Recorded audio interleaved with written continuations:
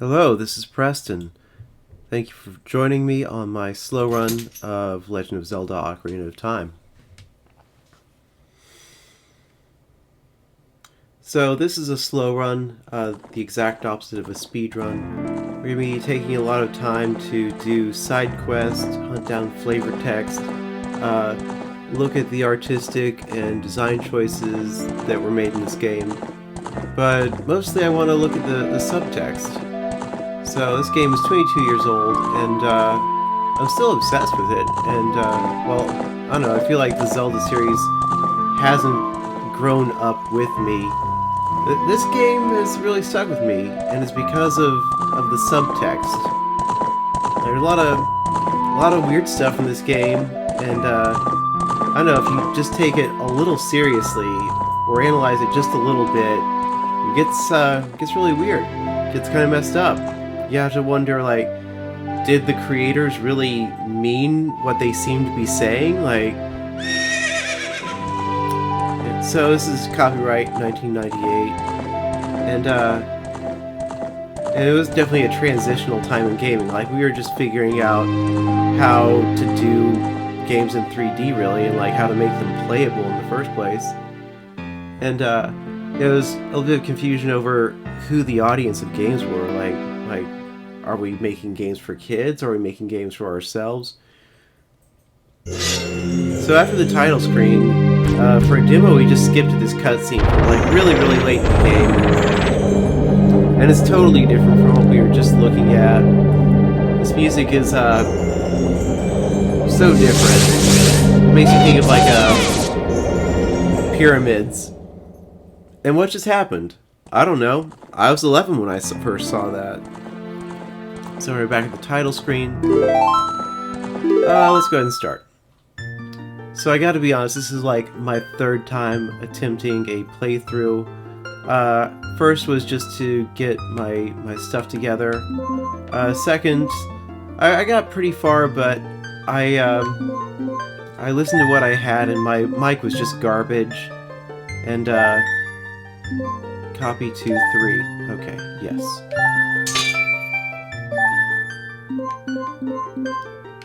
So I just hated the sound of it, and besides that, I'm not a big fan of the sound of my own voice, which is a shame because I just have so much to say.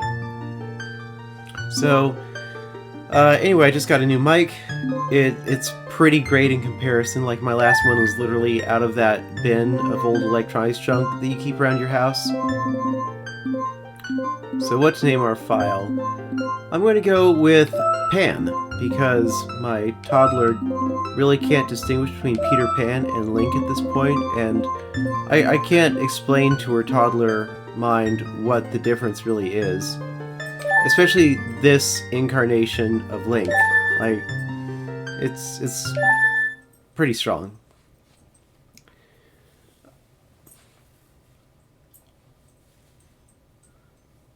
Long has I served as the guardian spirit. I am known as the Deku Tree. So first we have a reference to guardian spirits, and I don't know, if you realize this game was made by Japanese people who have, you know, they still have like a long, strong thread of their indigenous Shinto religion in their culture. So when they make a game like this and talk about guardian spirits, and nature spirits, and like we're already in a natural setting, like you kind of get a strong whiff of that Shinto feel. So we're having a bad dream, or is it a prophetic vision? So who's that? I don't know. I mean, you and I totally know who that is, because we know who all these people are, because this is a Zelda game, and we know what to expect. But through the magic of dramatic irony, our hero does not yet know what he just saw. Navi, where art thou? So here we have a nice shot of the Deku Tree's nose and mustache. And this fairy floating here, a little ball light with pixie wings, is Navi. I guess her name is play on navigate. And She's kind of... You'll see. She's our magical cursor. That's C-U-R-S-O-R, cursor. For so long, the Kokiri forest, the source of life, has stood as a barrier deterring outsiders and maintaining the order of the world. But before this tremendous evil power, even my power is as nothing. It seems that the time has come for a boy without a fairy to begin his journey. The youth whose destiny it is to lead Hyrule to the path of justice and truth. Navi, go now. Find our young friend and guide him to me. I do not have much time left. Fly, Navi, fly! Fate of the forest, nay, the world depends upon it. This came out a few years before the Lord of the Rings movie with Ian McKellen. So saying fly, you, fly, is funnier now than it was then.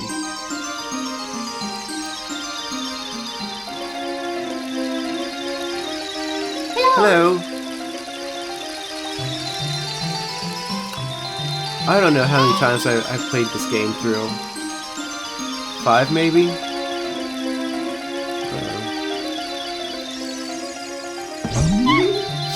I guess that was funny.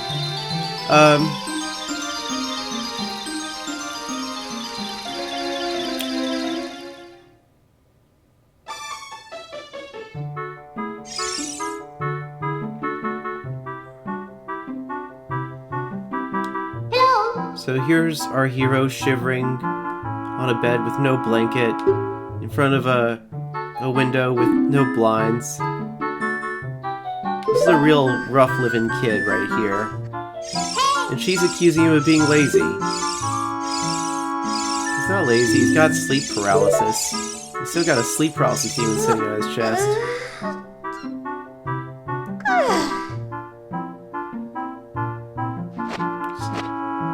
So yeah, here's our hero. Look at him. Just look at him. Gah.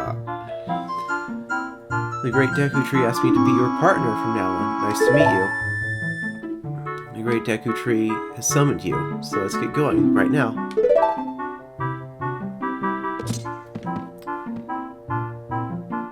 So here we are in Link's house, or Pan's house.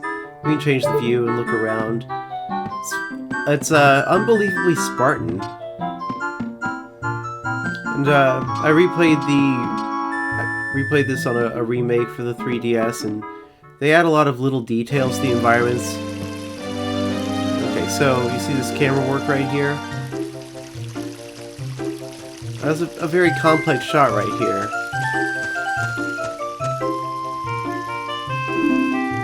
Oh, here's our friend Saria. Anyway, I point that shot out because, you know, like I said, 3D games were a pretty new thing.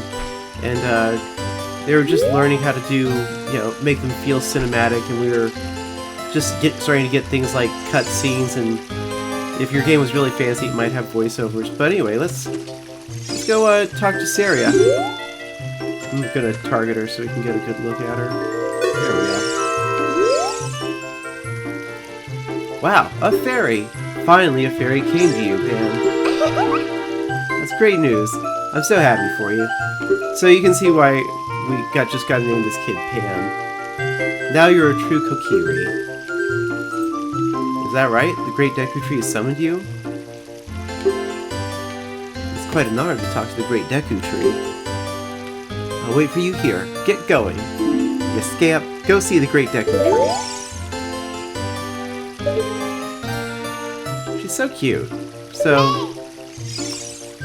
Alright, already Navi wants to tell us what to do. That's one of her functions in this game. So, yeah, Saria back there is our friend. I guess it would be Saria, but I don't know, Saria sounds more natural.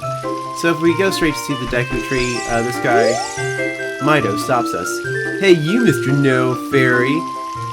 What's your business with the Great Deku Tree?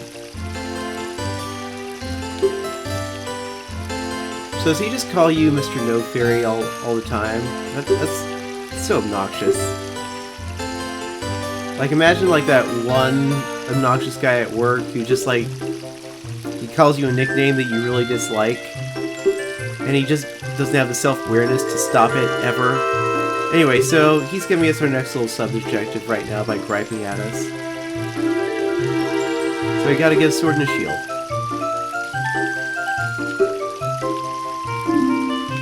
Sorry, I shouldn't skip text. I mean, we're chasing text right here.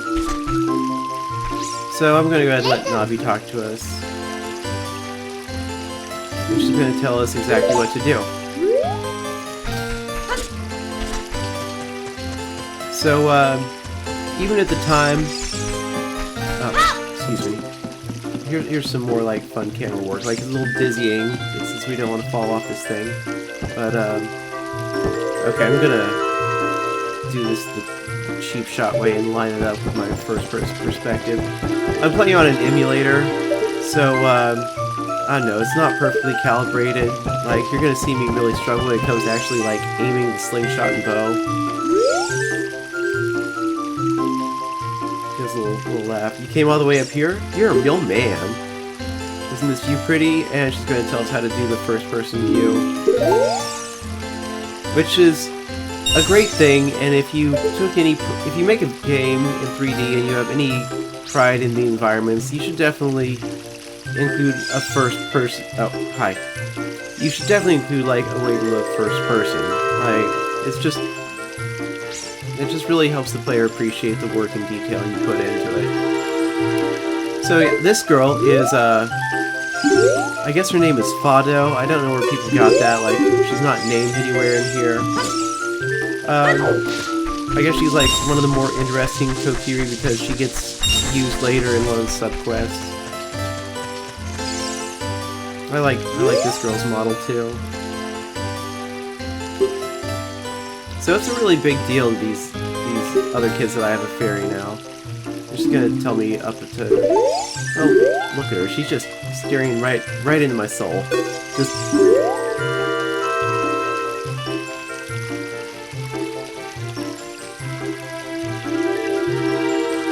Okay, that's enough. So, up here, these signs are some tutorials, but we can't really do much with them now. And, one of these rocks is for... gives you money if you do a backflip for it. Yeah, so this game lets you... Combat's a big deal. We're not at it yet, but you can jump around and evade, and...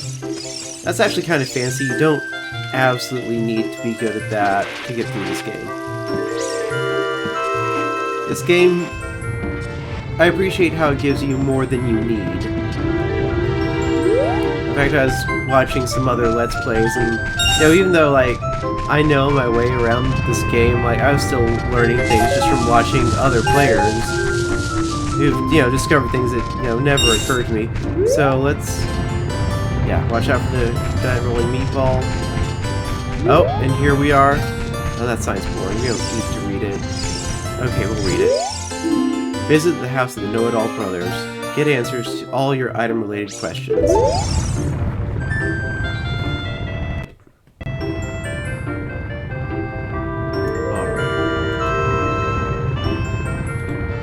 Excuse me, I just had like a paranoid notion that I wasn't actually recording, so I just had to check. Okay, here we are. I love this anticipation's build up and his butt clips slightly through his tunic. We've got the Kokiri sword, and it tells us how to equip it. I really like the model for this just fat little toy-looking sword. This is the hidden treasure of the Kokiri, but you can borrow it for a while. Be sure to practice with it before you really fight.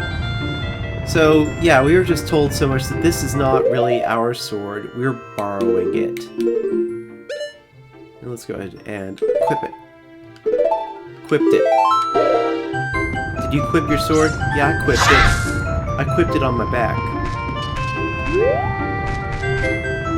But is it practical to wear a sword on your back? Well, no. Never in real life or any historical sense have people worn their swords on their backs.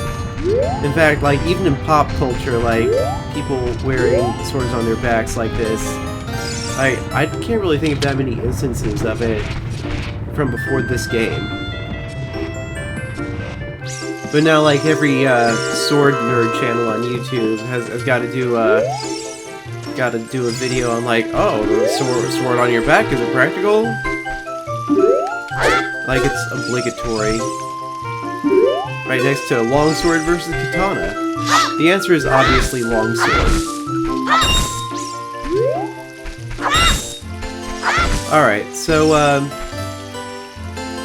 this game also gives you a few more sword moves than you really need to beat it. Okay, I like the model for the Kokiri sword in Link's hand. It looks like a little gladius.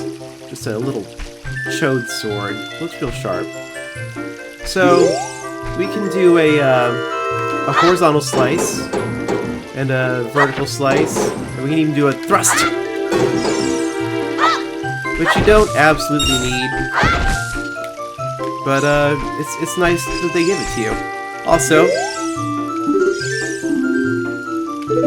will it give me money if I thrust it? Oh, cool. And also, a jump attack! A very samurai-esque jump attack.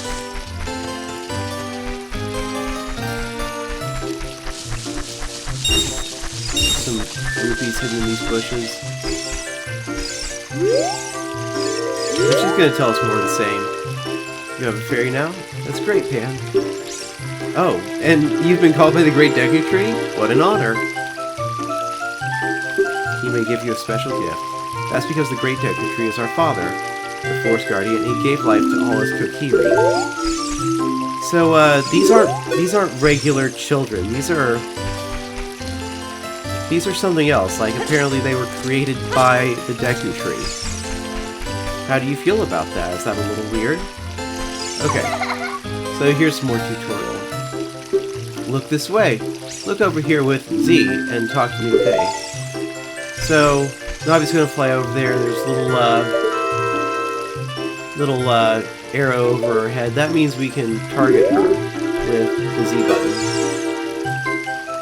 So we use this a lot in combat to focus on enemies or aim automatically. And as far as I know, this was one of the first games to have an automatic lock-on like that.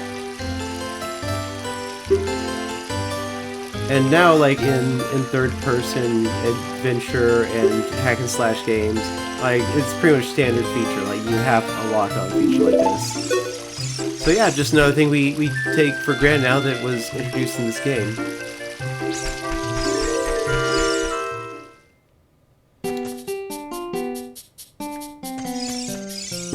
I like what she says. This shop, it sells things you can get in the forest for free. When you get the shield, press start to get... Yeah. Oh, there's some money back here, just in case we were 5 rupees short. So even though everything in this village was made for children, this guy still has to jump to see over the counter. So, if you didn't know what we were doing, we could have come here first to just try and buy a sword, and he would have told us, we sell shields but not swords.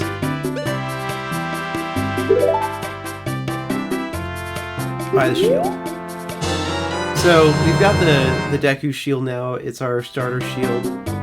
I like the emblem that they chose for the Deku shield, because it looks kind of like a Triskelion. A Triskeli, that three-legged design. And I don't know how to say it. Like, that's just one of those words that you read but never actually use in conversation. But yeah, it looks like a stylized three-leg symbol to me, which you see in like Celtic art a lot. I guess it's like the three goddesses, or if you're St. Patrick, you just turn around and say it's the Trinity, but here it is slightly warped around, and that's what it looks like to me. So here we are, sword and shield, we're good. And I don't know. We're just ahead Great Deku Tree's meadow. I guess I really should go in some of these houses and show you what they're like.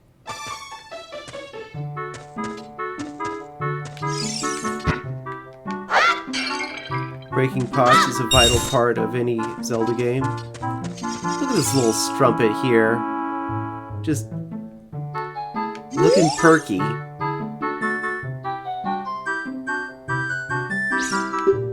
Speaking of rupees, a green one is worth 1, a blue is worth 5, and a red one is worth 20. So rupees are what we call these little gems that work like the currency here. So once again, a very Spartan, bland, brown treehouse.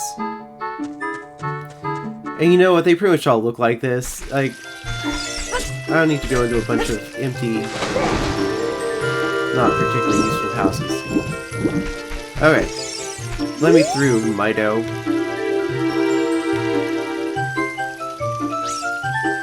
There's Link standing in his conversation pose like, I ain't got time for this.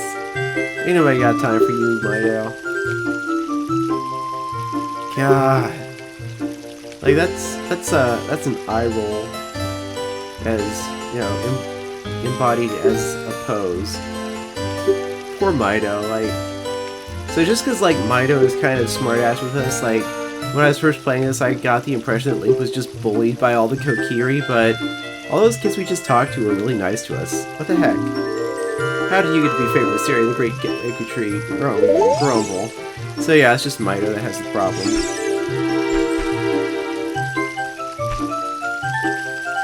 But, yeah, we're about to see the Deku Tree. And, then I think we'll call this episode quits. So here is our first little combat tutorial. We can... If we get too close to these guys, they hurt us. I did that on purpose, obviously. And they drop a stick.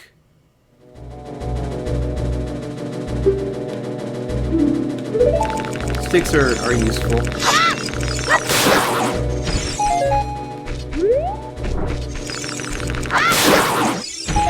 Yeah, not much to that.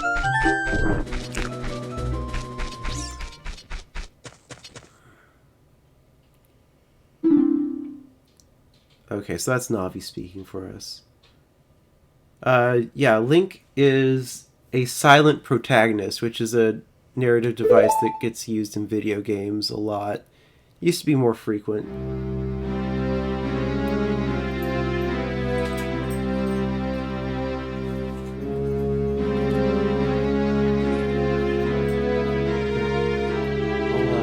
I'll be done soon. So the Deku Tree is the only character who speaks forsoothly like this. Everyone else talks pretty normal. By slumber, these past moons must have been restless and full of nightmares. As the servants of evil gain strength, the vile climate pervades the land and causes nightmares to those sensitive to it. So, in the land of Hyrule, vibes are real. Verily thou hast felt it. So we're one of those special sensitive people who get messed up by the bad vibes of evil in Hyrule. And the Deku Tree has been cursed. It needs you to break the curse with your wisdom and courage, which seems to be leaving out power. Dost thou have the courage enough to undertake this task? So if we try to be cheeky with him and say no, he frowns. Perhaps you do not yet have confidence in your skills. Return to the tutorial area to learn all the stuff. And when you're ready, come back here, because there's really nothing else going on, and the only way forward is through here.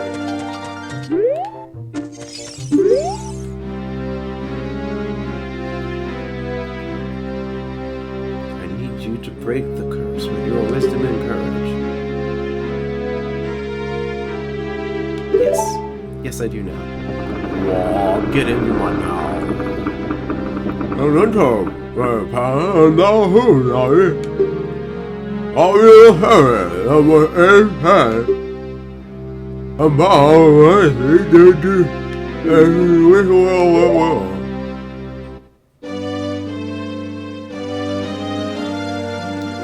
So, I like these two long daisy chains of copulating insects that were just floating around, burst into a bunch of pieces. So, like, okay, I just gotta say real quick, like, a lot of people who play this game don't realize what those little particles in the air are. They're bugs, man. Those are living creatures in the air. Like, just a few decades ago, the whole world looked like this. There was life in the air everywhere. But not anymore because of pesticides and global warming and climate change. So, now we see something that's totally normal. And, you know, we don't even know what it is. So anyway, I'm going to call that the end of this first episode. And next episode, we will plumb the depths of the Great Deku Tree.